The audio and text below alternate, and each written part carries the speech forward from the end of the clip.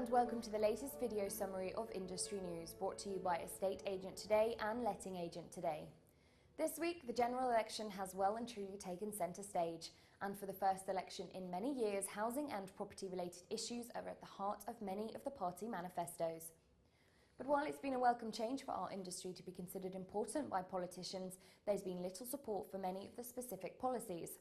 Let's start with the Conservatives, who this week announced they would extend right to buy from council tenants to housing association tenants too. The industry is almost unanimous in its opposition, chiefly because there is a fear that those homes sold off will not be replaced by new affordable homes, therefore leading to an even bigger shortage of supply than already exists.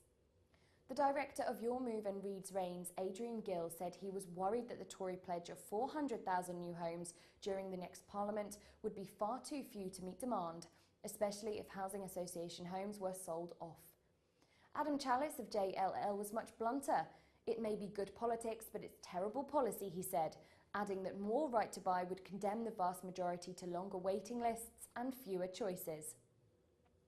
It wasn't just the Tories in the firing line. Labour reiterated its three-pronged policy ambitions for the private rental sector: a ban on what it regards as exorbitant letting agent fees, rent caps to avoid rent rises above inflation, and a minimum standard tenancy duration of at least 3 years.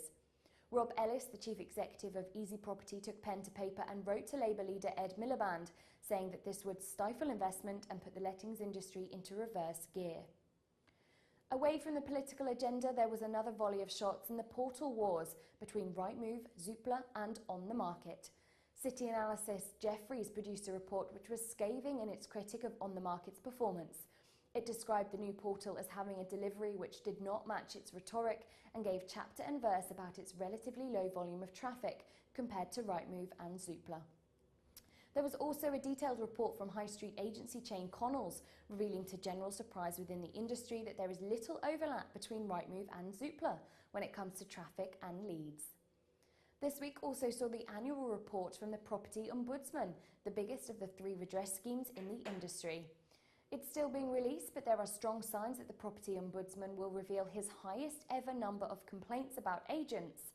This is partly because the number of sales and lettings transactions have risen, partly because he believes we are all becoming better consumers, and partly because it's now mandatory for all letting agents to be in a redress scheme, meaning complaints which would not have been made before can now be added to the total.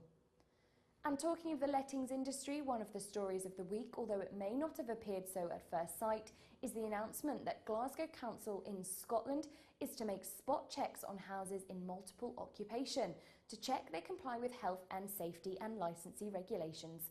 Until now, such checks have been only in response to complaints or arranged in advance with the agreement of a letting agent or landlord.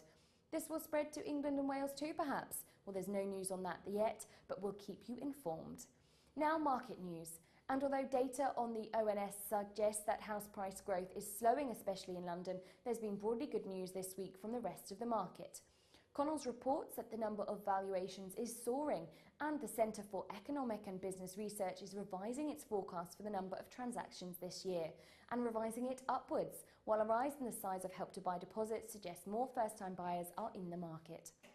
Finally, although agents are often on the receiving end of criticism and are about as unpopular as journalists and politicians amongst the general public, this week there will be some praise for the best in the industry.